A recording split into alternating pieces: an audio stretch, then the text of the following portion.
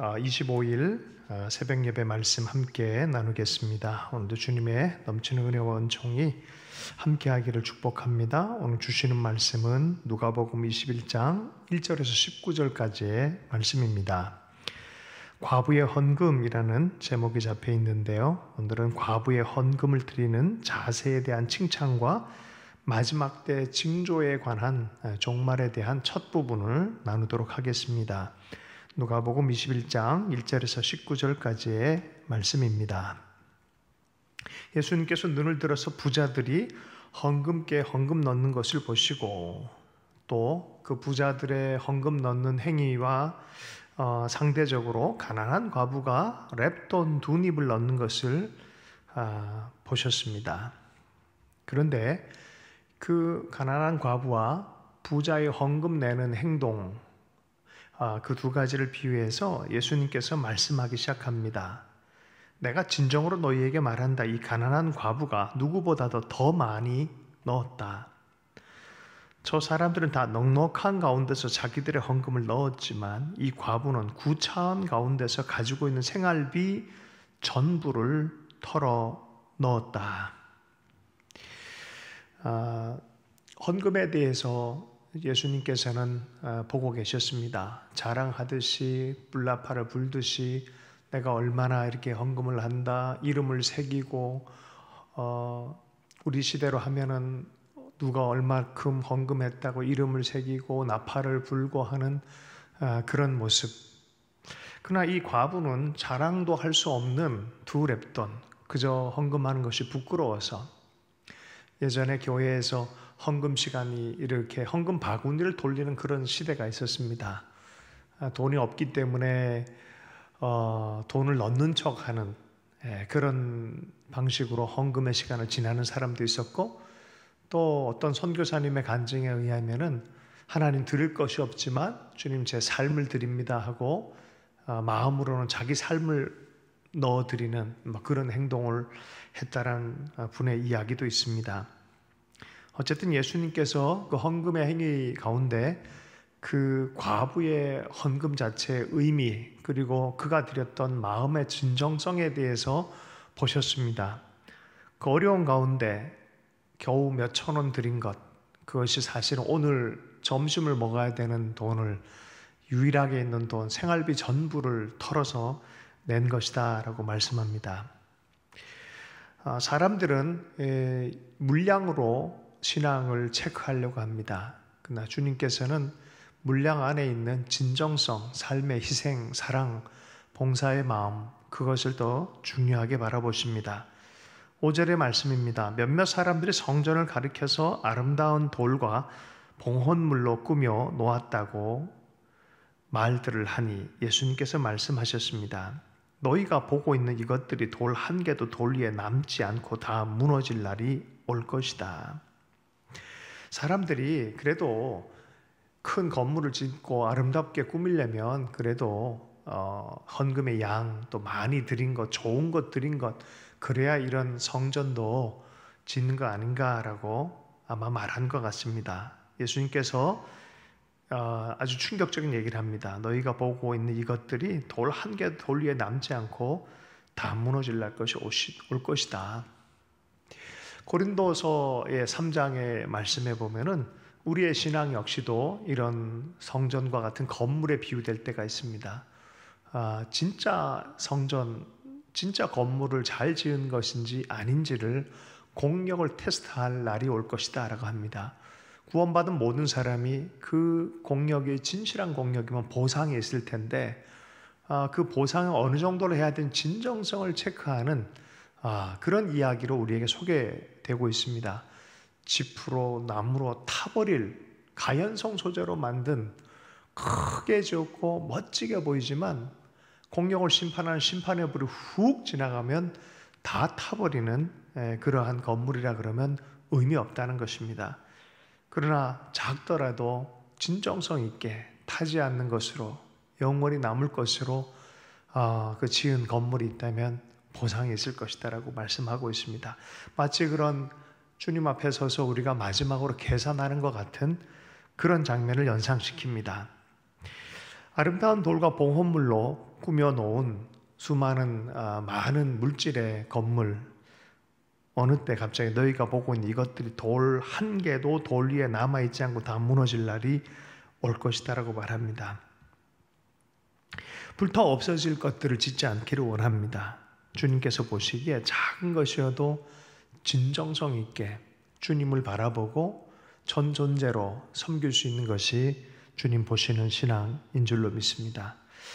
그러나 보이는 것들, 화려한 것들, 외형만, 또 자기 자랑에만 천착되어져서 지어진 것은 언젠가는 무너지게 되어져 있습니다. 예루살렘의 종교적 구조는 그렇게 무너져 가는 것이 하나님의 심판의 뜻이었습니다.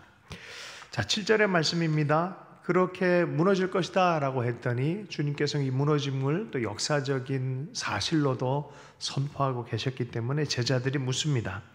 선생님, 그럼 이런 일이 언제, 무슨 징조로, 어떻게 일어납니까? 라고 했더니 예수님께서 대답하십니다. 속지 않도록 조심해라. 여기저기서 때가 가까웠다 할 것이고 내가 그리스도다라고 하는 그런 거짓 그리스도 운동들이 많이 일어날 것이다. 그러나 그들을 따라가지 말아라. 분별하라라고 말합니다. 전쟁과 난리의 소문이 일어날 것이다. 그러나 진짜 두려운 것은 마지막 때 심판의 날이지 이것이 아니다. 그러므로 너희들 그런 거 가지고 그런 소문이 나더라도 두려워하지 말고 반드시 먼저 일어나야 된다 라고 하면서 전쟁과 난리는 과정 안에서 일어날 일이다라고 합니다. 그리고 곧 종말이 곧 오는 것은 아니기 때문에 그런 종말에 대한 기다림, 그런 어떤 과정에 대해서 예수님께 설명을 합니다. 그 첫 번째는 민족이 일어나 민족을 치고 나라가 일어나 나라를 치는 민족과 나라 간의 전쟁에 대한 이야기를 하고 자연계의 흔들림, 큰 지진도 있고 기근과 역병도 있고 하늘로부터 천체의 무서운 일과 큰 징조가 나타날 것에 대한 이야기도 합니다. 그러나 영적인 부분에서 보면은 바로 박해의 시간이 도래할 것에 대해서 미리 말씀하십니다.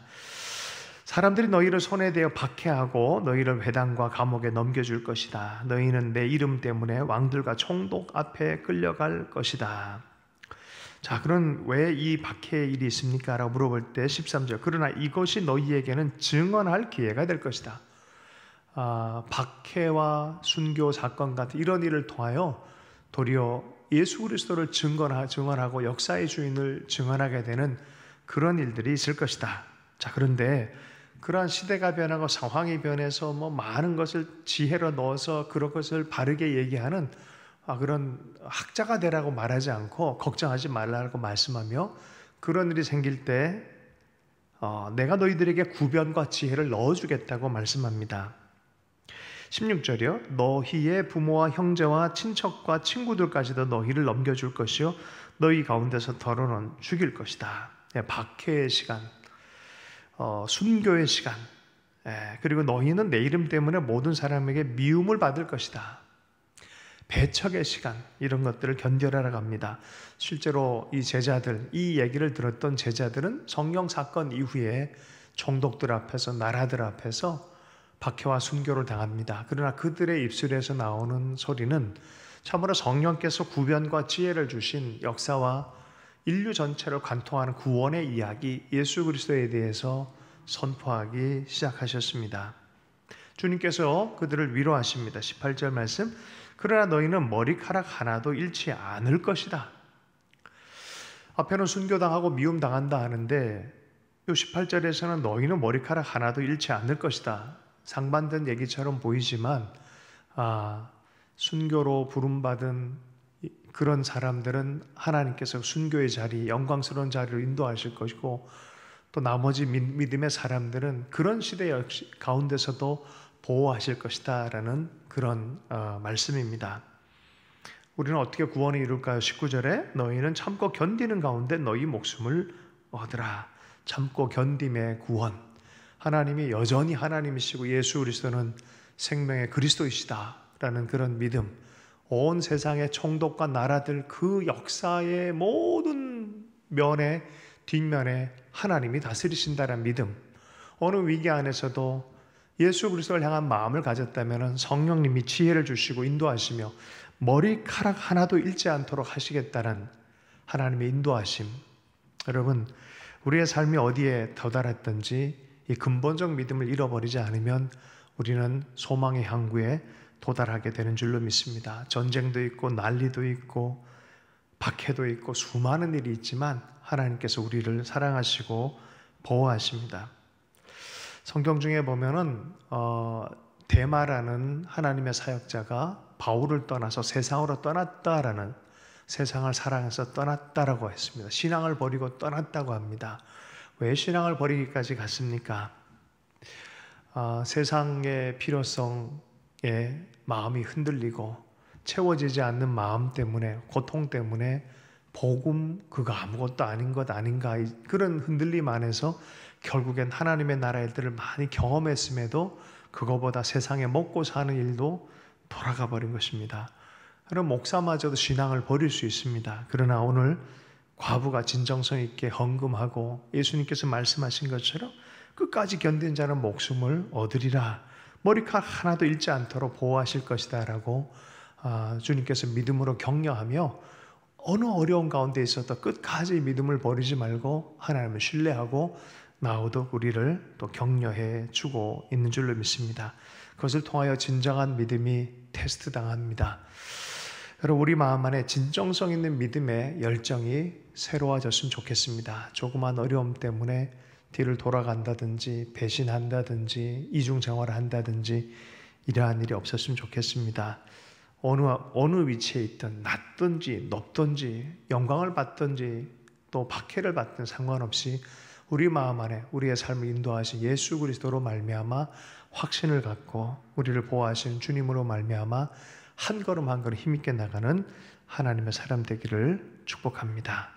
함께 기도하겠습니다. 하나님, 우리가 주님을 섬기며 살아가는 삶의 현장, 육신의 시간 안에 여러 가지 시대와 상황에 따라서 괴롭고 힘든 일들이 많이 있을 때가 있습니다. 그러나 주님께서 우리에게 늘 힘주시고 지혜 주셔서 잘 감당하게 해 주실 줄로 믿습니다. 끝까지 인내하며 주님을 신뢰하며 가는 마음이 어려우면 어려울수록 더 강건하게 하시고 이 말씀이 그대로 보호하시며 인도하시며 구원케 하시는 그 말씀이 내 삶의 간증이 될 수 있도록 역사하여 주옵소서. 이 아침에도 기도하고 주님 앞에 나오는 자들 가운데 성령의 특별한 위로와 기름 부으심과 은혜를 허락하여 주옵소서. 예수 이름으로 기도했습니다.